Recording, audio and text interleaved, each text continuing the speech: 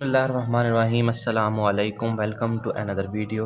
आज हम स्टार्ट करने जा रहे हैं चैप्टर नंबर 7 एक्सरसाइज 7.1। इसका फर्स्ट क्वेश्चन है describe the location of the point. हमने कोऑर्डिनेट एक्सिस में इस जो भी हमारे पास पॉइंट गिवन होगा उसकी लोकेशन बतानी है कि ये कहाँ पे पाया जा रहा है। तो प्लेन में हमारे पास कोऑर्डिनेट एक्सिस में दो हमारे पास एक्सिस होते हैं, एक एक्स एक्सिस और एक हमारे पास वाई एक्सिस। ये हमारे पास एक्स एक्सिस है और ये नेगेटिव एक्स एक्सिस है। इस तरफ पॉजिटिव एक्स एक्सिस, इस तरफ नेगेटिव, और इसी तरह ये वाई एक्सिस पॉजिटिव और यहाँ पे नेगेटिव वाई एक्सिस। तो जस्ट हमने बताना है कि जो गिवन पॉइंट है वो कहाँ पे लाई कर रहा है। जैसे पहला क्वेश्चन है, इसका फर्स्ट पार्ट है क्वेश्चन नंबर 1 का, वो है x ग्रेटर दैन 0। तो जब भी ग्रेटर दैन 0 की बात हो रही होगी इसका मतलब है कि x क्या है, पॉजिटिव। तो पॉजिटिव वैल्यू x की किधर है, यहाँ पे left, it is located on the right side of the, ये वाई एक्सिस के राइट साइड पे। तो राइट साइड पे सारी x की वैल्यू पॉजिटिव है यहाँ पे, और यहाँ पे नेगेटिव है। तो हमारे पास जो उसने लोकेट करने के लिए पूछा है वो पूछा हुआ है x ग्रेटर दैन 0। तो ये कहाँ पे होगा, the point is located on the right side of the plane. तो जस्ट आपने इंग्लिश में यहाँ पे लिखते हैं the point is located on the right side of the plane. इसका सेकंड पार्ट है कि x इक्वल टू 0, सॉरी, और थर्ड है x greater than 0 and y greater than 0। यानी कौन सा ऐसा एरिया है जहाँ पे ग्रेटर देन 0 का मतलब होता है कि वैल्यू पॉजिटिव है, अगर लेस देन 0 हो तब वो नेगेटिव होता है। तो कौन सा एरिया है जहाँ पे x जो है वो पॉजिटिव हो और उसके साथ साथ y भी पॉजिटिव हो। तो आप देखिए ये वाला एरिया है जहाँ पे x पॉजिटिव है, दिस वन, और ये वो लाइन है जहाँ पे y पॉजिटिव है। तो क्वाड्रेंट भी थोड़ा सा समझ लीजिए, होता है फर्स्ट क्वाड्रेंट, ये सेकंड, ये हमारे पास थर्ड क्वाड्रेंट और ये हमारे पास फोर्थ क्वाड्रेंट होता है। तो अभी जो हमारे पास केस है वो है x positive and y positive. तो इस एरिया में x पॉजिटिव और इस वाले एरिया में y पॉजिटिव। तो ये दोनों लाइनें कहाँ पे आ रही हैं, फर्स्ट क्वाड्रेंट में। तो the point is located in the first quadrant, ये आपने लिख देना जस्ट। अब इसका थर्ड पार्ट है, वो पूछ रहा है x इक्वल टू 0, यह कहाँ पे आएगा। तो इसको भी हम देख लेते हैं। जो ये तो पूरी x एक्सिस की लाइन है, यानी यहाँ पे कोई ना कोई x की वैल्यू होगी, इधर पॉजिटिव वैल्यूज़ होंगी, इधर नेगेटिव। तो ये वो y वाली पूरी लाइन होगी, यानी y एक्सिस, यहाँ पे सिर्फ y होगा, x 0 होगा। तो x इक्वल टू 0 कहाँ पे पाया जाएगा, the point is located on the y axis, क्योंकि y में तो y वाली वैल्यूज़ ही होंगी ना, y एक्सिस पे x की कोई वैल्यू नहीं होगी। तो इसकी लोकेशन क्या है, एट x एक्सिस।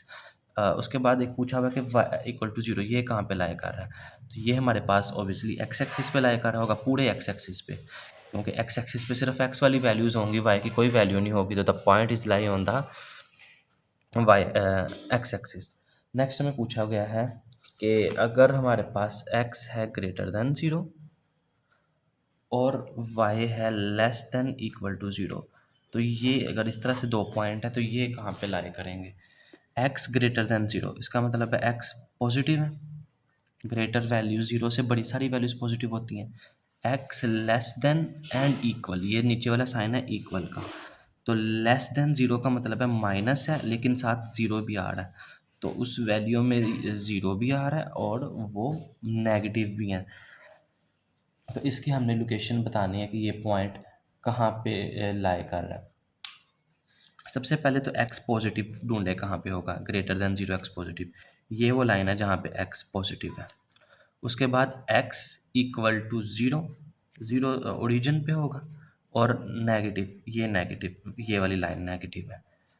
तो ये पॉइंट कहाँ पे लाइन, ये दोनों लाइनें देखें आप, ये वाली लाइन और ये वाली लाइन, ये कहाँ पे कॉमन है, फोर्थ क्वाड्रेंट में। तो ये फोर्थ क्वाड्रेंट में लाई कर रहा है और साथ साथ ये नेगेटिव जो है वाई एक्सिस की जो नेगेटिव पे है वहाँ पे लाई कर रहा है। तो आपने सिंपल लिख देना है कि the point is located on the fourth quadrant. Fourth quadrant इस तरह, क्योंकि पॉजिटिव और साथ में उसने कहा हुआ था कि 0, या तो वो 0 है या वो नेगेटिव है। तो अगर वो नेगेटिव है तो ये वाली लाइन बनती है, तो ये दोनों लाइनें फोर्थ क्वाड्रेंट में आ रही है।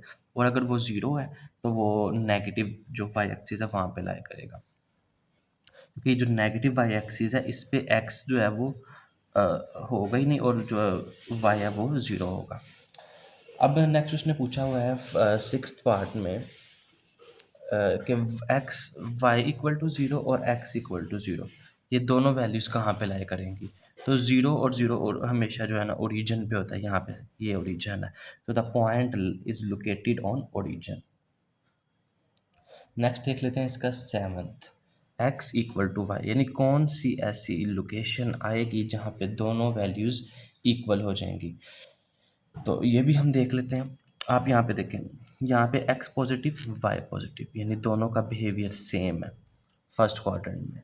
सेकंड क्वाड्रेंट में वाई पॉजिटिव लेकिन एक्स नेगेटिव, यहाँ पे डिफरेंट है। थर्ड क्वाड्रेंट में एक्स भी नेगेटिव और वाई भी नेगेटिव, दोनों का सेम बिहेवियर है। यहाँ पे x negative sorry y negative लेकिन एक्स पॉजिटिव, तो यहाँ पे भी डिफरेंट है। तो सेम हमें कहाँ पे देखने को मिला? फर्स्ट क्वाड्रेंट में और थर्ड क्वाड्रेंट में।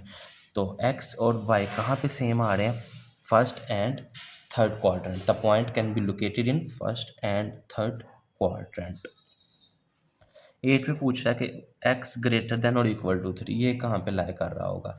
तो एक्स की वैल्यूज़ है और पॉजिटिव है ग्रेटर देन 3, तो ऑब्वियसली ये एक्स एक्सिस पे होंगे। और next y greater than zero, y greater than zero का क्या मतलब है कि वाई क्या है? पॉजिटिव, तो पॉजिटिव वैल्यूज़ ये यहाँ पे हैं। तो the point is lying above the x axis के ऊपर, ये एक्स एक्सिस है तो इसके ऊपर ये जो लाइन है यहाँ पे ये पॉइंट लाई करेगा। X and y have opposite sign, पहले हमने ये वाला केस देखा जब दोनों सेम थे। अब ऑपोजिट साइन वाला कहाँ पे होगा? ये तो सेम है, ये ऑपोजिट साइन, ये नेगेटिव ये वाई सेकंड क्वाड्रेंट, और एक फोर्थ क्वाड्रेंट में एक्स पॉजिटिव और वाई नेगेटिव, तो ये फोर्थ और सेकंड क्वाड्रेंट है जहाँ पे एक्स और वाई के ऑपोजिट साइन होंगे। तो ये था क्वेश्चन नंबर 1 जिसमें हमने सिंपली अपने प्लेन में लोकेट करने थे पॉइंट्स। नेक्स्ट है question number 2, distance formula. Find the distance, इसके लिए आपने डिस्टेंस फॉर्मूला याद रखना है। जो भी दो पॉइंट है उनमें पहली वैल्यू x1 की होगी, दूसरी वैल्यू y1 की, x1 y1, और सेकंड पॉइंट x2 y2। इस तरह से आपने वैल्यूज़ लिख ली। अब फॉर्मूला क्या है? जो भी जिसका भी डिस्टेंस फाइंड करना है उसको आपने इस तरह से रिप्रेजेंट करना है। सी डी था तो सी डी लिख लिया। अब x2 minus x1 plus y2 minus y1, ये स्क्वेयर, ये फॉर्मूला है। जस्ट फॉर्मूले में वैल्यूज़ पुट करें और कैलकुलेशन करते हैं। आफ्टर कैलकुलेशन जब आप यहाँ पे पहुँचेंगे 80, स्क्वायर रूट 80 का जब आप देखते हैं ये हमारे पास पॉइंट में आंसर आएगा कैलकुलेटर में। तो जब पॉइंट में आंसर आएगा तब हमने देखना है कि फैक्टर्स बन जाते हैं।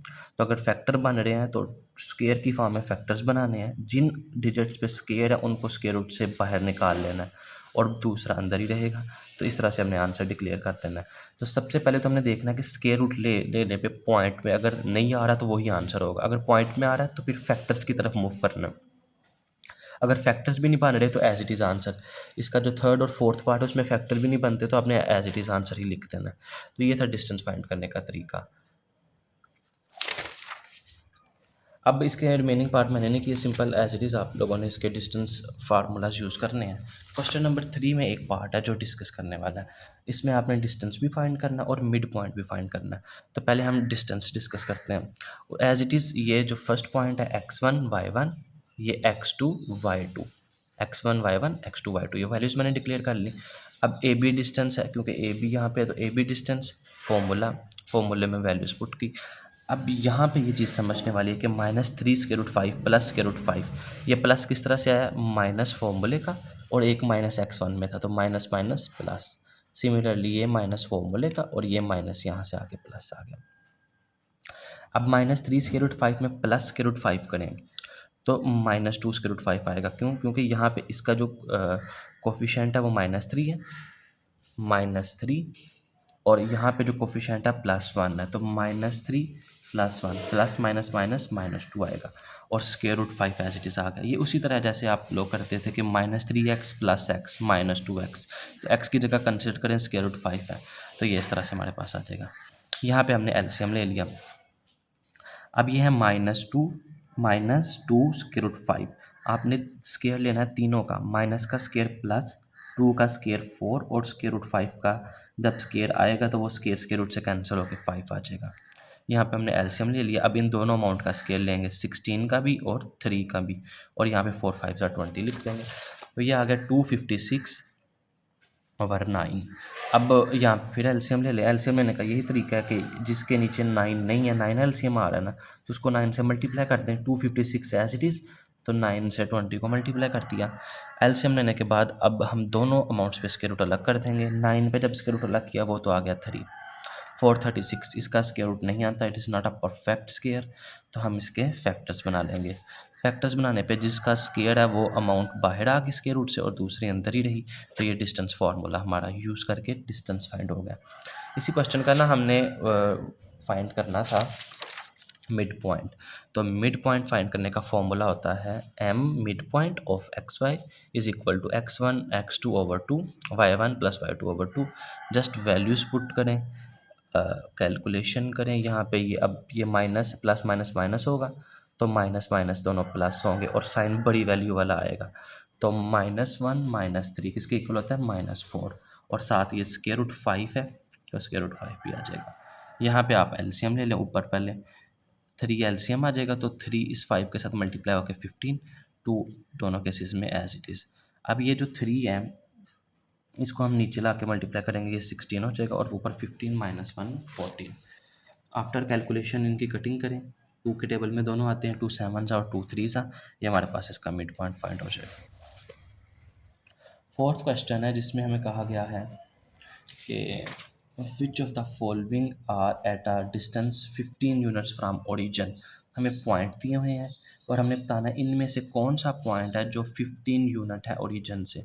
तो अभी एक पॉइंट दिया गया है और एक पॉइंट हमने खुद से कंसीडर करना है, वो 0 0, क्योंकि हमें ओरिजिन से डिस्टेंस फाइंड करना है। तो ओरिजिन से जब भी डिस्टेंस फाइंड करना है 1.00 होगा। अब उसी तरह फॉर्मूला यूज़ करना है, ये x1 y1 ये x2 y2, फॉर्मूले में आपने वैल्यूज़ पुट करनी है। 0 में से माइनस किया, माइनस का स्क्वायर प्लस हो गया और स्क्वायर रूट स्क्वायर से कैंसिल हो गया, 176 आ गया। यहाँ पे भी माइनस का स्क्वायर प्लस हो गया और 7 का स्क्वायर 49। अब ये 15 आंसर आ गया। तो अब जब 15 आंसर आ गया, उसने पूछा हुआ था कि which of the following point are at a distance of 15। तो ये हमने पॉइंट देखा 15 डिस्टेंस पे है, तो इसमें हमने लिख देना कि द पॉइंट जो गिवन पॉइंट था is eight a distance 15 from the origin. Remaining इसके 3 पार्ट भी आपने एज डी सी करने हैं, एक पॉइंट गिवन है और एक आपने 0 कंसिडर कर लेना, 0 0, क्योंकि ओरिजिन से हम डिस्टेंस फाइंड कर रहे हैं। क्वेश्चन नंबर 5 है कि शो डैट द पॉइंट, हमें पॉइंट्स गिवन है A B C are the vertices of right angle triangle. तो इसको हमने प्रूव करना है कि ये राइट एंगल ट्राइंगल के वर्टिसेस हैं। तो राइट एंगल ट्राइंगल के वर्टिसेस जब भी आपने प्रूव करने हैं, उसके लिए आपके पास एक ही तरीका है कि आपने याद रखना है कि आपको पाइथागोरस थ्योरम जो है वो प्रूव करना होगा। पाइथागोरस थ्योरम क्या कहता है? हाइपोटेन्यूज का स्क्वायर। यहाँ पे हाइपोटेन्यूज ये वाला जो डिस्टेंस है इसको हाइपोटेन्यूज कहते हैं। तो हाइपोटेन्यूज पे ए और सी है, यानी ए और सी इस डिस्टेंस का स्क्वायर इक्वल होता है परपेंडिकुलर के स्क्वायर के। परपेंडिकुलर क्या है? C B, C B distance का स्क्वायर प्लस बेस के स्क्वायर के प्लस ए बी इसका डिस्टेंस का स्क्वायर। यहाँ पे मैं लिख भी देता हूँ कि हाइपोटेन्यूज का square is equal to perpendicular का स्क्वायर प्लस बेस का स्क्वायर।